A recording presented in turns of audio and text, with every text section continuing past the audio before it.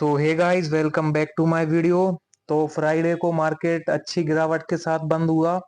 इसका रीजन था क्योंकि ग्लोबल मार्केट में भी काफी गिरावट चल रही है। आप देखेंगे US market, Japan market, China market, सब जगह गिरावट चल रही है। इसी का इम्पैक्ट इंडियन मार्केट पे पड़ा था और इंडियन मार्केट में भी गिरावट हुई। और अभी ये गिरावट और एक्सपेक्ट कर सकते हैं मंडे को या अगले हफ्ते में। पूरे हफ्ते भी गिरावट रह सकती है क्योंकि पूरी ग्लोबल इकोनॉमी में गिरावट चल रही है। इसके अलावा इजराइल और ईरान की वॉर की खबरें भी सामने आ रही हैं। तो इन सब के चलते अगले हफ्ते हो सकता है पूरे हफ्ते गिरावट का माहौल रहे। तो अगर गिरावट होती है तो ये बहुत अच्छी बात है। इंडियन मार्केट जो थोड़ा ओवर वैल्यूड होता जा रहा है वो भी फेयरली वैल्यूड हो जाएगा। और जिन भाई बहनों को लमसम में पैसे डालने हैं उनको भी अपॉर्चुनिटी मिल जाएगी। तो अगला अगला हफ्ता जो रहेगा वो लमसम के लिए अच्छा रह सकता है। अगर गिरावट आती है तो लमसम डाला जा सकता है। बाकी म्यूचुअल फंड के रिटर्न्स की बात करूं तो ये देख सकते हैं पिछले दो दो बार से नेगेटिव रिटर्न ही मिले हैं। 85,000 के टोटल रिटर्न गए थे जो कि अब घट के 76,000 के हो चुके हैं। XIRR ओवरऑल 92 का चल रहा है। फंड्स के XIRR देख सकते हैं, सबसे ज्यादा मोतीलाल का चल रहा है। करेंटली किसमें कितना इन्वेस्टमेंट है ये देख लीजिए। रिटर्न्स किसने कितने दिए हैं ये देख सकते हैं और ये डे चेंजेस देख सकते हैं। सबसे ज्यादा निप्पॉन गिरा है। पोर्टफोलियो एनालिसिस आप देख सकते हैं। लगभग 5 महीने मुझे हो चुके हैं इन्वेस्टमेंट करते हुए। किस फंड में कितना परसेंट इन्वेस्टमेंट है ये देख लीजिए। उसके बाद ये सारे सेक्टर्स हैं, ये मार्केट कैप है और ये सारी कंपनीज हैं। तो बस यही थे आज के रिटर्न्स। अब चलते हैं कमेंट्स की तरफ। तो पहला कमेंट है ऑनलाइन इन्फोटेक का। ये पूछ रहे हैं, नमस्ते सर, मेरा नाम दानेश्वर प्रसाद है। मेरी एज 30 साल है। मैं छत्तीसगढ़ से हूँ। 5,000 की पिछले 3 महीने से एसआईपी कर रहा हूँ और 21 जून को 1 लाख लमसम किया और 23 जुलाई को 2,20,000 लमसम डाला और अगले साल 1 लाख और लमसम डालूंगा। ठीक है, किस किस फंड में इन्वेस्ट करूं बताइए सर। सर मेरे दो बच्चे हैं। एक बच्चे की उम्र 6 साल है, एक बच्चे की उम्र 1 साल है।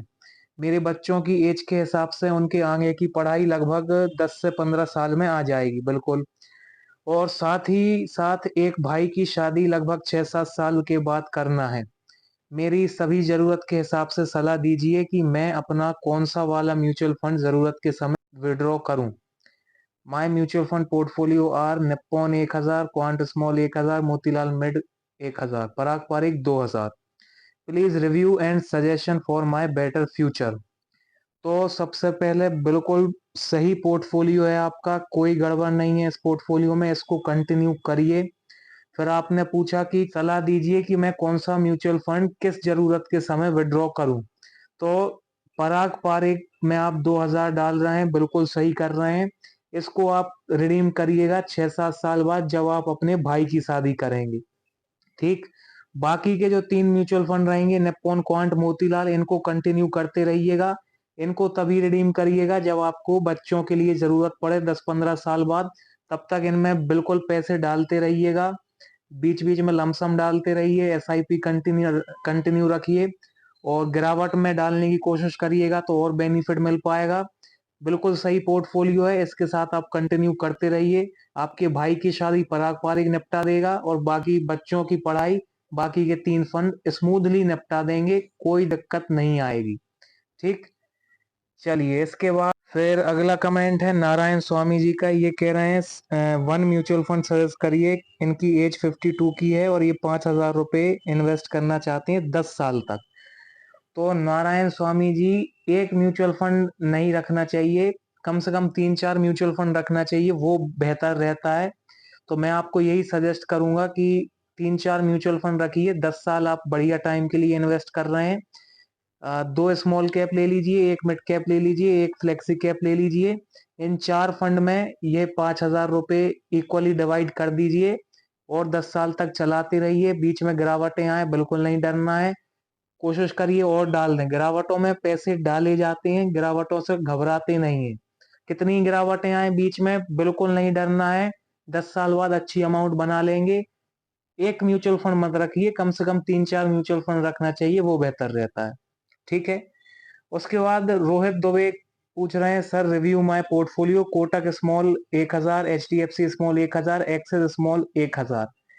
आप 3 फंड लिए हुए हैं, तीनों स्मॉल कैप हैं। मैं सजेस्ट करूंगा एक मिड कैप और एक फ्लेक्सी कैप और ले लीजिए, थोड़ा बैलेंस बना रहेगा पोर्टफोलियो में।